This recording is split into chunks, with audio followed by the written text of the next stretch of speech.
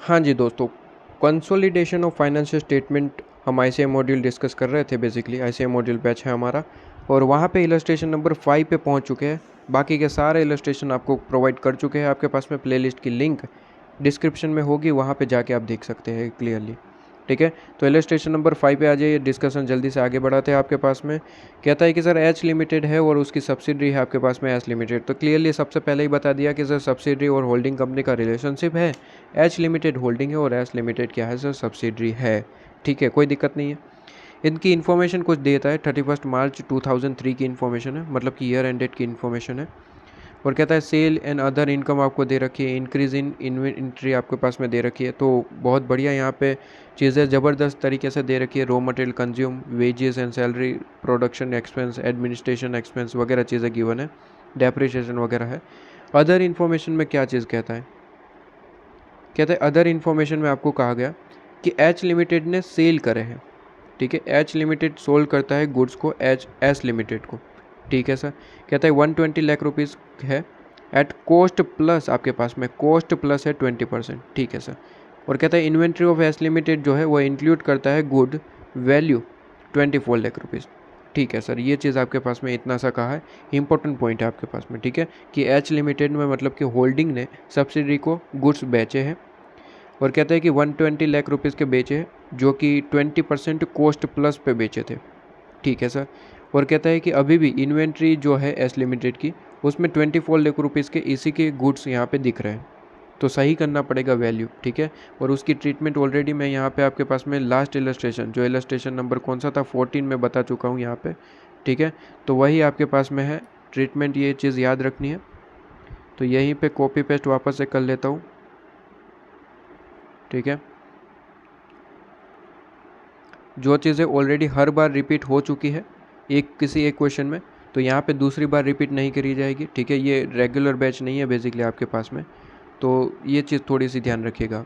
ठीक है, तो रेगुलर बैच नहीं है, इसलिए आपके पास में ये चीज़ थोड़ी सी ध्यान रखनी पड़ेगी। ओके सर, तो यहाँ पे अदर इन्फॉर्मेशन में ये डिस्कशन आगे बढ़ा रहे थे। आइए, ये चीज़ तो आपके पास में कहता है administration expense of S limited, कहता है आपके पास में। कलर चेंज कर लेते हैं, यहाँ पे दूसरी बात होने लगी अब। कहता है administrative expense of H limited, कहता है इंक्लूड करता है 5 लाख रुपीज़ जो कि पेड करे गए हैं टू एच लिमिटेड। ठीक है sir, as a consultancy expense, selling administration वगैरह होगा। ठीक है, कहता है distribution of H limited include करता है 10 lakh paid to H limited as commission. ठीक है सर, तो ये दूसरी बात हो गई। कहता है एज कंसल्टेंसी फीस आपके पास में, ये चीज़ आपके पास में। And selling and distribution expense of आपके पास में एच लिमिटेड, ये आपके पास में 10 लाख आपके पास में इंक्लूड करता है। तो इसकी थोड़ी सी कलर चेंज रखते हैं ताकि पता चले कि ये दूसरा पॉइंट आपके पास में हो गया। ठीक है, चलिए, ये चीज़ भी आपके पास में क्लियर है। ओके, इसके बाद एच लिमिटेड आपके पास में कह रहा है कि सर होल्ड करता है 80% ऑफ इक्विटी शेयर कैपिटल, और कहता है 1000 लाख रुपीज़ का है in H limited prior to 2001-2। H limited took credit to its profit and loss account, और कहता है कि प्रोप्राइटेशन आपके पास में अमाउंट जो है आपके पास में वो डिविडेंड डिक्लेरेशन आपके पास में and paid H limited for the year आपके पास में 2001 और 2। क्लियर है। और किसके बाद कहता है कि सर कंसोलिडेशन बैलेंस शीट आपके पास में, सॉरी पीएनएल इस बार पूछा है, और ऑब्वियसली सेल और परचेज की इन्फॉर्मेशन थी तो पीएनएल ही पूछने वाला था। तो पीएनएल आपके पास में पूछा है, तो सबसे पहले सॉल्यूशन में हेडिंग दे देंगे consolidated statement of profit and loss account of H limited and subsidiary H limited. ठीक है, फॉर्मेट सबसे पहले आपको पता होना चाहिए सर, फॉर्मेट आपके पास में आपने पढ़ा होगा। ठीक है, जब आपने अपने लेक्चर कंप्लीट करे होंगे। फॉर्मेट एज इट इज़ याद होना ज़रूरी है। रेवेन्यू आपके पास में, उसके बाद टोटल इनकम आ जाता है, और उसके बाद एक्सपेंसेस आपके पास में। एक्सपेंसेस में भी आपको पता है cost of raw material, purchase, changes in inventory, इसके बाद employ benefit expense, fixed cost, depreciation आपके पास में, अमोर्टाइजेशन एक्सपेंस और अदर एक्सपेंस आपके पास में, और उसका यहाँ पे टोटल किया जाता है। और फिर आपके पास में प्रॉफिट बिफोर टैक्स, ये जो आंसर आता है प्रॉफिट बिफोर टैक्स आपके पास में देखने को मिल जाता है। ठीक है, और यहाँ पे नोट्स टू द अकाउंट, ये सबसे पहले फॉर्मेट आपको याद होना चाहिए। ठीक है, इसमें मैं तो कुछ कर नहीं सकता, आईसीआई मॉड्यूल बैच है बेसिकली आपके पास में, तो यहाँ पे तो मैं इसका सॉल्यूशन समझा सकता हूँ। ये याद करना आप ऑलरेडी अपने लेक्चर में कंप्लीट कर चुके होंगे। ठीक है जी, चलिए, तो अब एक एक करके स्टार्ट करते हैं आपके पास में। सबसे पहले अपना क्या हेडिंग है सर, रेवेन्यू। रेवेन्यू हेडिंग है, रेवेन्यू को सबसे पहले सही करते हैं। चलिए, रेवेन्यू मतलब कि सर सेल वगैरह चीज़ें। तो सेल में सर आपके पास में सबसे पहले तो ये 5000 और 1000 तो आना ही आना है, ठीक है। और यही चीज़ आएगी, और तो क्या ही चीज़ आएगी, बातें ख़त्म हो चुकी है। लेकिन यहाँ पे जो एडिशनल इन्फॉर्मेशन थी उसकी वजह से थोड़ा सा चेंजेस करना पड़ेगा, क्योंकि सेल से रिलेटेड एडिशनल इन्फॉर्मेशन है। वरना तो ये डायरेक्टली ये कितना हो रहा था, 6000 लिख के छोड़ देता, काम ख़त्म हो जाता। ये एडिशनल इन्फॉर्मेशन दी है, उसका एडजस्टमेंट करना पड़ेगा सबसे पहले। कहता है कि सर आपके पास में एच लिमिटेड ने सबसे पहले एच लिमिटेड को गुड सोल्ड करा है 120 लाख रुपीज़। सबसे पहले 120 को हटाना पड़ेगा। इंटर एंट्री आपके पास में इंटर कंपनी सेल है, 120 सबसे पहले हटाना पड़ेगा। तो मैं यहाँ पे कहीं लिखते चल दूँ, 6000 तो सबसे पहले है ना, ठीक है। आपके पास में 6000 तो टोटल आपके पास में सेल है। 6000 को सही करना पड़ेगा, कलर चेंज कर लेते हैं। कहते हैं 6000 का टोटल सेल है, 6000 इन लैक्स होगा, है ना, हाँ इन लैक्स है आपके पास में, तो ये चीज़ ध्यान रखना। कहता है 120 तो सबसे पहले हटा ही दो, ठीक है। इंटर आपके पास में कंपनी सेल कर रहे हो तो वो चीज़ तो सबसे पहले हटा दो। कहता है कि सर ये 120 जो लाख रुपीज़ की सेल करी थी, कॉस्ट प्लस 20% थी, तो आपके पास में प्रॉफिट भी है, तो प्रॉफिट को आपको ध्यान में रखना पड़ेगा। कहता है कि सर होल्डिंग से अगर सब्सिडी जा रहा है तो दो चीज़ें, स्टॉक में से सबसे पहले तो ये 20 लाख तो ऊपर का कॉपी पेस्ट हो गया आपके पास में, ठीक है। क्या कहता है सर आपके पास में, स्टॉक को सही करो और कंसोलिडेटेड पीएनएल को सही करो।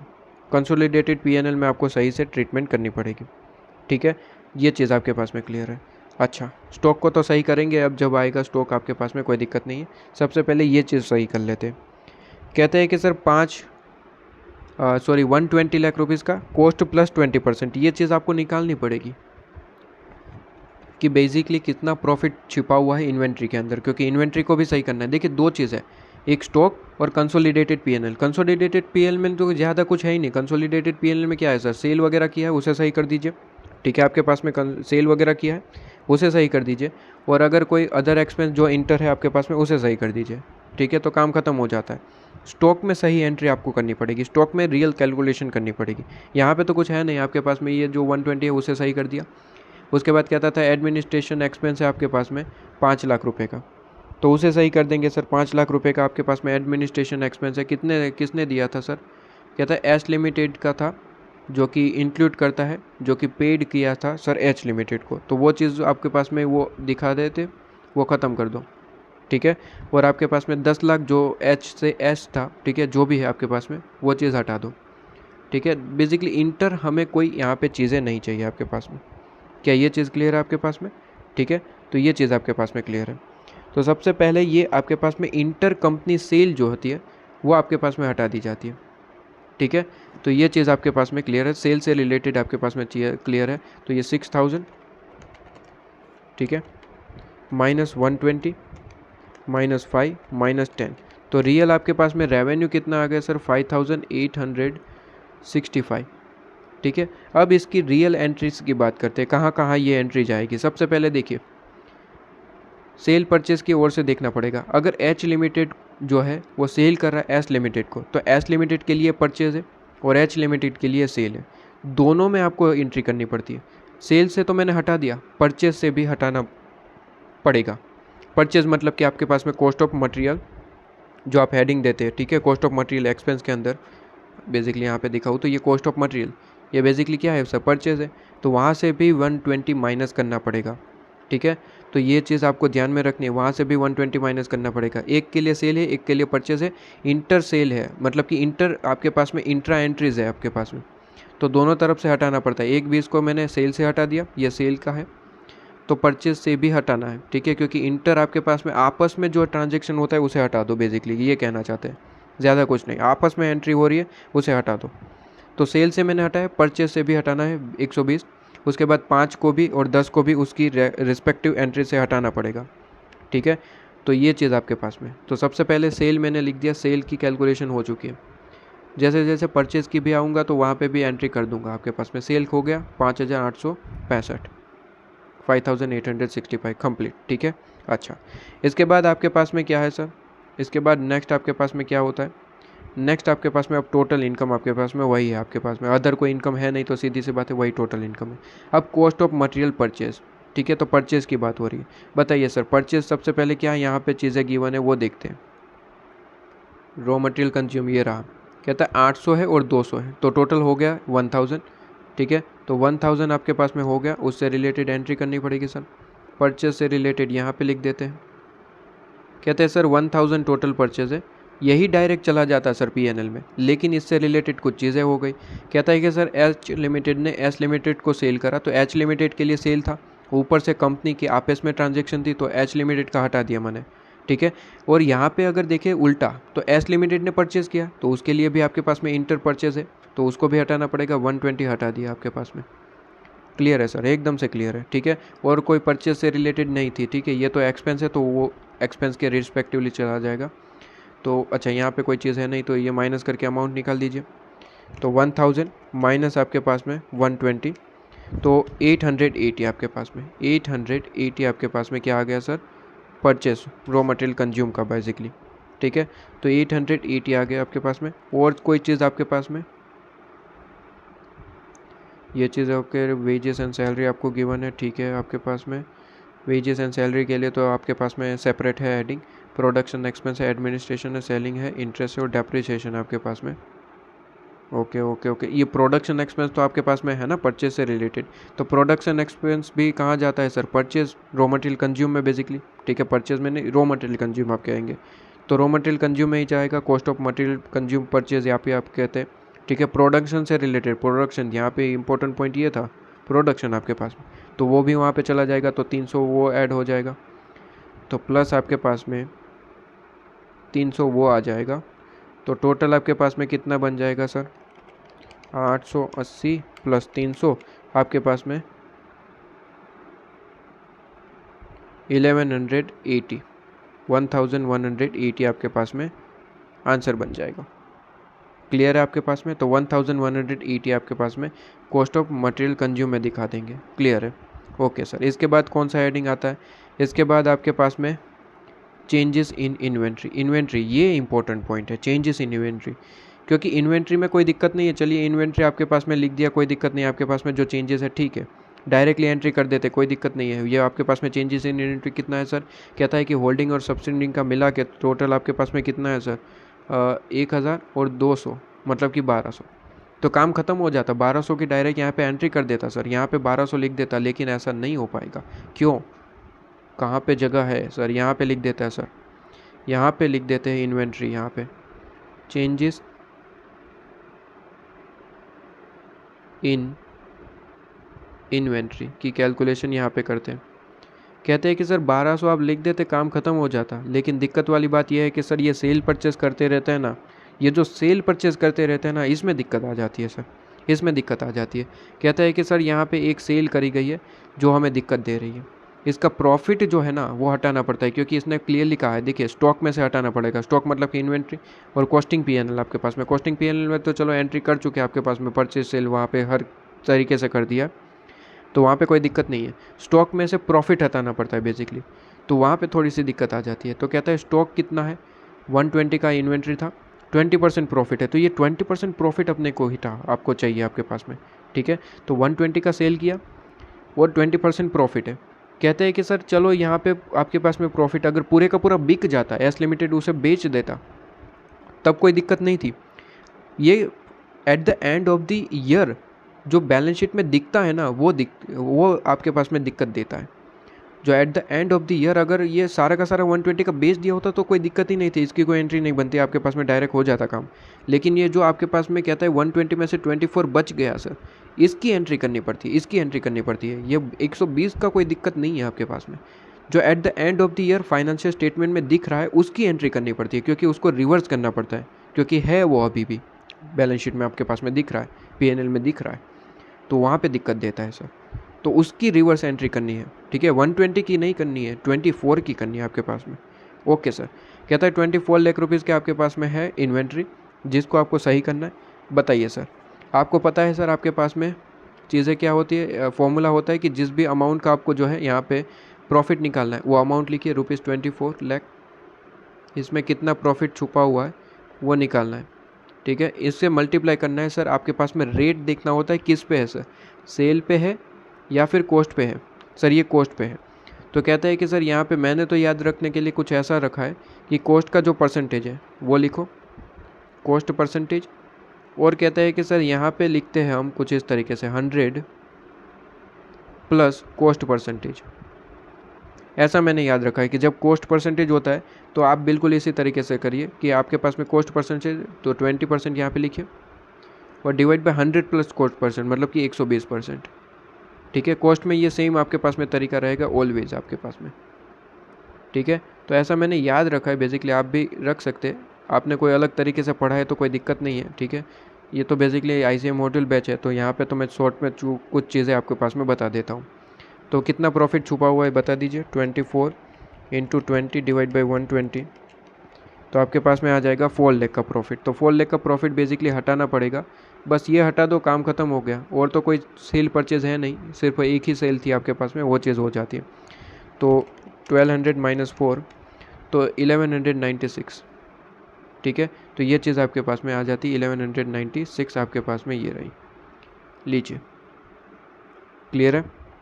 1100 चेंजेस इन इन्वेंट्री आपके पास में माइनस में दिख रहा है, ये चीज़ भी आपके पास में क्लियर है।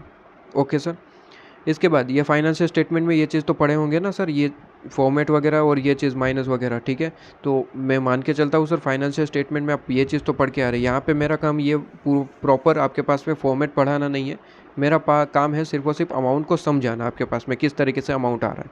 ठीक है, तो ये तो मैं मान के चल सकता हूँ कि आपके पास में ये चीज़ तो आप पढ़ चुके हैं। फाइनेंशियल स्टेटमेंट का बेसिकली ये पार्ट है, स्टेटमेंट, ये पूरे का पूरा P&L, ये चेंजेस इन इन्वेंट्री, ये चेंजेस आपके पास में कॉस्ट ऑफ मटेरियल परचेज है, पूरे का पूरा फाइनेंशियल स्टेटमेंट का पार्ट है, यहाँ का पार्ट नहीं है। तो वो चीज़ पढ़ के आ रहे हैं तो यहाँ पे क्लियर है आपके पास में। ठीक है, तो ये चीज़ आपके पास में ठीक है। इसके बाद क्या होता है सर, एम्प्लॉय बेनिफिट एक्सपेंस आएगा। ठीक है, employ benefit expense. Okay sir, employ benefit expense कहता है एम्प्लॉय बेनिफिट एक्सपेंस में वो अपना वेजेस वगैरह था ना, कहाँ है, लिख दो भाई। एम्प्लॉय आपके पास में 800 और 150। ठीक है, तो 950 आपके पास में काम खत्म। उससे रिलेटेड क्या ही चेंजेस हो गए, कुछ भी नहीं। ठीक है सर, इसके बाद क्या है सर, एम्प्लॉय बेनिफिट एक्सपेंस हो गया। अब फाइनेंशियल कॉस्ट, इंटरेस्ट वगैरह चीज़ें होती है इसमें। ठीक है, तो फाइनेंशियल कॉस्ट में आपके पास में जो भी चीज़ है वो लिख देते। क्या है सर फाइनेंशियल कॉस्ट से रिलेटेड क्या क्या इन्फॉर्मेशन है, ये रहा इंटरेस्ट यहाँ पे 100 और 50 150 लिख दो भाई। उससे रिलेटेड कोई एडिशनल है ही नहीं तो वही चीज़ लिखनी है टोटल करके, कॉपी पेस्ट ही करना होता है मोस्ट स्लोपली। कंसोलिडेशन में यही फ़ायदा है आपके पास में। ठीक है, चलो फाइनेंशियल ख़त्म आपके पास में। अब डेप्रिसिएशन भी क्वेश्चन में गिवन था, कितना है सर, कहता है डेप्रिसिएशन से रिलेटेड ये रहा यहाँ पे आपके पास में, ये भी सेम आपके पास में 150 है, तो 150 आपके पास में लिख देंगे सर, डेप्रिसिएशन 150, काम ख़त्म। और फिर आपके पास में अदर एक्सपेंस में बाकी के एक्सपेंस, बेसिकली एडमिनिस्ट्रेशन हो गया, सेलिंग हो गया, वगैरह वगैरह चीज़ें। तो एडमिनिस्ट्रेशन को सबसे पहले ठीक कर लेते हैं। कहते हैं 300 है। ठीक है, एडमिनिस्ट्रेशन एक्सपेंस 300 है, सही करना पड़ेगा सर। वो इंटर जो आपके पास में है उसको सही करना पड़ेगा। ये 300 है तो चलो ठीक है, लेकिन वो इंटर जो ट्रांजेक्शन हुआ था उसमें आपने एडमिनिस्ट्रेशन के नाम पे कुछ चढ़ा दिया था 5 लाख। ठीक है, उसको सही करना पड़ेगा, 5 लाख आपके पास में। ठीक है, बाकी तो चलो ठीक है आपके पास में, तो 5 माइनस करेंगे 295 आपके पास। ठीक है सर, 295। और अगर सेलिंग की बात करें तो सेलिंग के लिए भी यहीं पे नीचे कैलकुलेशन कर लेते हैं। ठीक है, सेलिंग के लिए कितना है सर, 250। सेलिंग का भी हाईलाइट कर लेते हैं, ये चीज़ भी अपने को कंप्लीट हो जाती है। 250, लेकिन सेलिंग एंड एडमिनिस्ट्रेशन एक्सपेंस में भी कुछ यहाँ पे, डिस्ट्रीब्यूशन एक्सपेंस में भी कुछ यहाँ पे था। कहता है 10 लाख आपने जो है ले रखे हैं। ठीक है, वो आपके पास में पे करे है एस लिमिटेड को। ठीक है, तो ये किसने किसको पे किया, चलो ठीक है, लेकिन ये तो इंटर ट्रांजेक्शन है, अपने को तो यही देखना है, तो वो चीज़ आपके पास में हटा देना है। तो 250 आपके पास में है, और ये कितना था, 10 था ना, तो 10 हटा दो। ठीक है, किसने किसको पे किया है क्या फ़र्क पड़ता है, हटाना है बस आपके पास में, इंटर ट्रांजेक्शन चाहिए ही नहीं अपने को। तो यहाँ पे 250 में से 10 माइनस करेंगे 240, तो लीजिए, तो आपके पास में अदर एक्सपेंस में ये चीज़ चली जाएगी 295 और 240। और कुछ चीज़ें हैं नहीं ना, पहले देख लेता हूँ अदर एक्सपेंस से रिलेटेड। सारी चीज़ें आ चुकी है, हाईलाइटेड है सारी चीज़ें, मतलब कि हाँ ख़त्म हो चुका। तो 295 240 आपके पास में कितना आएगा, आपके पास में 535। ठीक है, तो 535 आपके पास में ये चीज़ आ जाएगी। तो काम कंप्लीट हो जाएगा। रेवेन्यू का टोटल इतना, रेवेन्यू में से ये चीज़ हटाएंगे तो ये आपके पास में क्या आ जाएगा सर, प्रॉफिट बिफोर टैक्स आपके पास में क्लियर हो जाएगा। ठीक है, तो यहाँ पे आपके पास में ये चीज़ आपके पास में कंप्लीट हो जाती है। इलस्ट्रेशन नंबर 5 सिंपल सा था, कोई दिक्कत नहीं है। इसके बाद तो एक ही इलस्ट्रेशन है आई थिंक, इलस्ट्रेशन नंबर 16। ये इलस्ट्रेशन नंबर 5 नहीं, सॉरी 15 था, ठीक है ना, गलती से 5 बोल दिया क्या। इलस्ट्रेशन नंबर 16 अब हमें एक डिस्कस करना है। उसके बाद है क्या है यहाँ पे कोई 16, उसके बाद नहीं है, उसके बाद तो प्रैक्टिकल क्वेश्चन है आपके पास में। ठीक है, कोई दिक्कत नहीं है आपके पास में। चलिए जी, तो यहाँ पे ये चीज़ आपके पास में कंप्लीट हो जाती है और ख़त्म हो जाती है आपके पास में।